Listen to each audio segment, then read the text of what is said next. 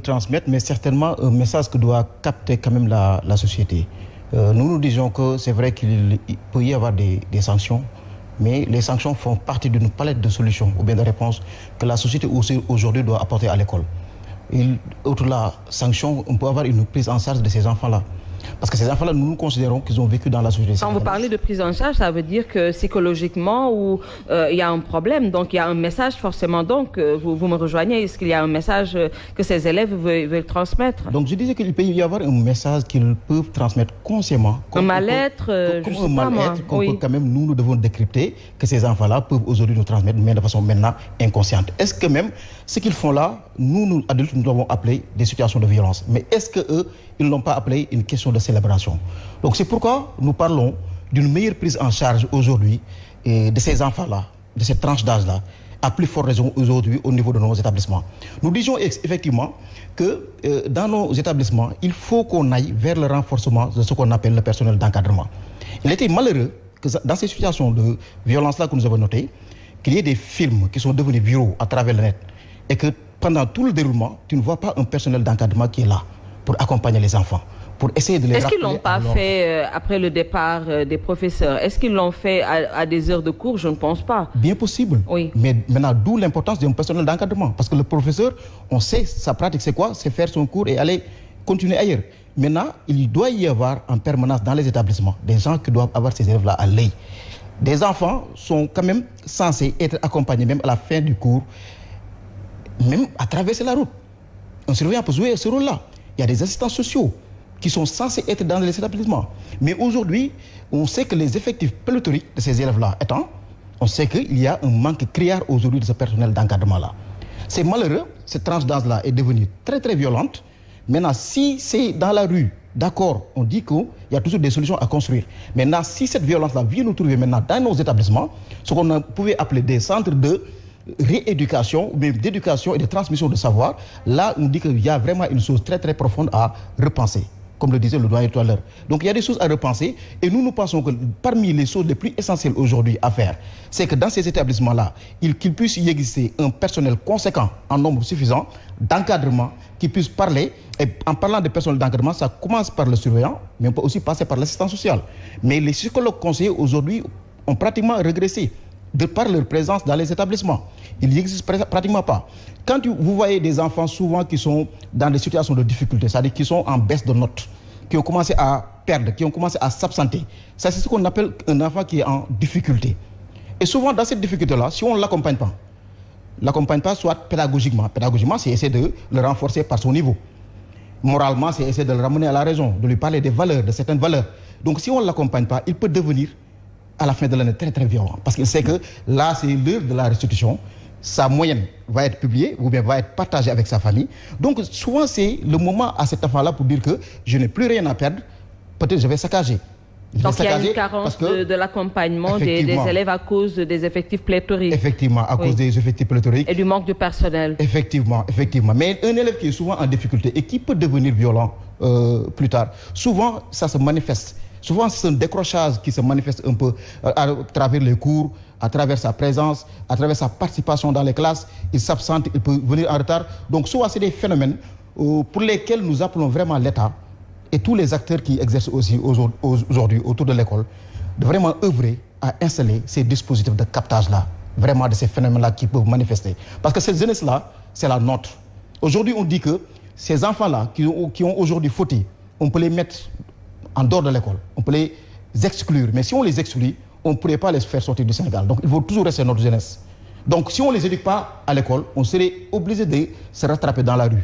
Et se rattraper dans la rue, pour nous, c'est moins structuré. Ça va être plus difficile que dans des écoles bien structurées. Serigne Saliou, il y a quelque part peut-être une part de responsabilité, certes des autorités, mais également des enseignants. J'ai vu dans une école, un professeur qui a scindé sa classe en groupe, les brillants dans une rangée, les moins brillants, jusqu'à ceux qui sont à la queue leu. Là, on ne peut plus parler d'éducation inclusive.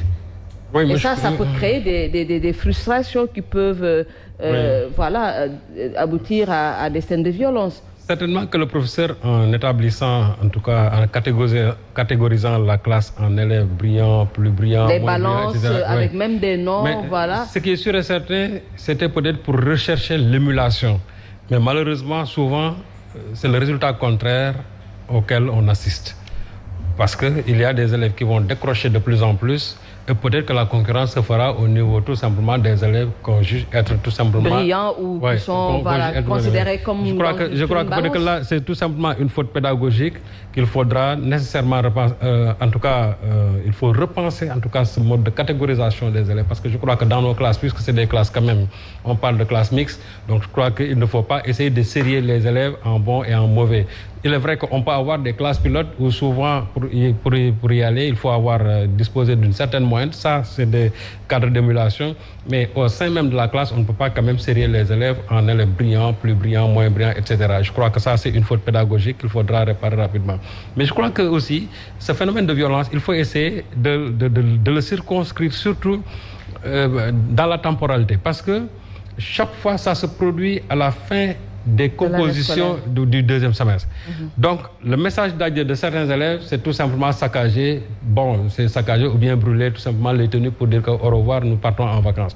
Ça, c'est leur message d'adieu. Mais en plus aussi, il faut voir quel est le niveau, c'est-à-dire quels sont les élèves qu'ils font et ils sont à quel niveau. Généralement, c'est des élèves de 5e, c'est les élèves de 4e.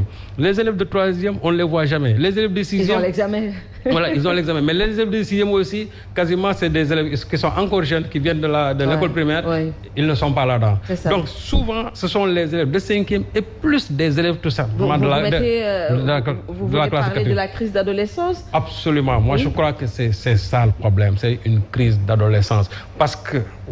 à l'école primaire, vous ne verrez jamais ces phénomènes de violence. Au lycée, où ils commencent à avoir une certaine maturité, de la seconde jusqu'à la classe terminale, vous ne verrez jamais ces phénomènes de violence. Donc, cette violence-là, il faut la circonscrire tout simplement entre la classe de 5e et la classe de 4e. Et vous savez que cette période-là, quand même, c'est une période quand même assez vulnérable, surtout cette tranche d'âge-là. Et je crois que c'est là où il faut essayer d'axer la réflexion. Parce que le gosse qu'on a vu, en tout cas, saccager vraiment de façon violente. Oui, car quand même, il est adulte. Hein. C'est ça aussi. Il a 18 ans, ça pose problème. C'est ça que je voulais dire. Parce que quand on a 18 ans, normalement, on devait être en classe de terminale. Donc, si à 18 ans, on est en classe de 4e, ça veut dire que déjà, il a une certaine... Il y a un retard. Il y a un retard, oui. Mais aussi, il a peut-être une certaine maturité, peut-être pour être conscient de ce qu'il est en train de faire. Parce que ce qui est sûr et certain, des élèves de 4e âgés peut-être de 14 ans ou bien de 13 ans ne vont jamais le faire. Donc c'est tout compte tenu aussi de là. C'est la raison pour laquelle je dis que si on veut réellement savoir pourquoi à ce niveau-là les élèves exercent une certaine violence et surtout aussi à la fin de l'année, c'est-à-dire après les compositions du second semestre, oui. Et en plus aussi les élèves de 5e et les élèves de 4e sont les plus, en tout cas les plus ciblés. Je crois que si on essaie maintenant de faire cette jonction-là entre cette tranche d'âge-là, le niveau et aussi le cadre scolaire, parce que aussi j'ai dit que même au sein des établissements privés, vous ne verrez jamais cela. Donc ça, c'est le phénomène des écoles publiques. Je crois que c'est cet ensemble de facteurs-là qu'il faut mettre vraiment dans le panier et essayer de déterminer vraiment... Le conseil de discipline de l'école a proposé... des sanctions, c'est l'exclusion. Oui. Monsieur Ndiaye me dira tout à l'heure, peut-être que ce n'est pas la solution, la sanction. Vous savez, même les enseignants, ils sont divisés là-dessus.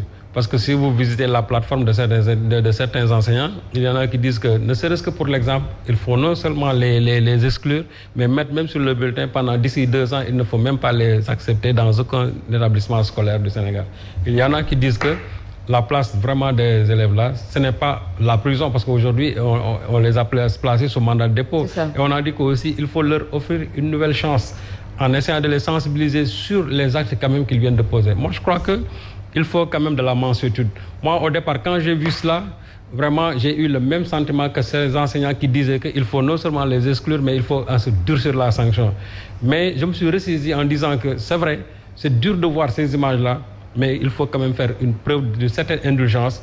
J'ai entendu les parents, ce qui est sûr et certain, c'est que ce sont des actes quand même qu'ils regrettent, même si l'année prochaine, il faudra s'attendre à ce qu'il y ait d'autres encore violences, mais je crois qu'il faut toujours essayer de sensibiliser, de parler davantage avec ces enfants-là. peut-être que la discussion n'est pas... L'année dernière, à Anne, les élèves ont fait amende honorable à l'ouverture de l'année scolaire en disant plus jamais ça, mais c'est resté à l'état de slogan, parce que ça n'a pas empêché mais est-ce que cette année-ci, au CM Anne, on a assisté à ces phénomènes de violence? Ça veut dire que donc le problème est réglé là-bas. C'est-à-dire que donc le message est bien passé. Moi, je crois qu'aujourd'hui, il faut que tous les établissements scolaires se considèrent comme étant déjà des établissements qui ont été victimes ou bien qui peuvent être victimes demain de ces violences-là. Donc, il faut être dans la prévention, il faut être proactif.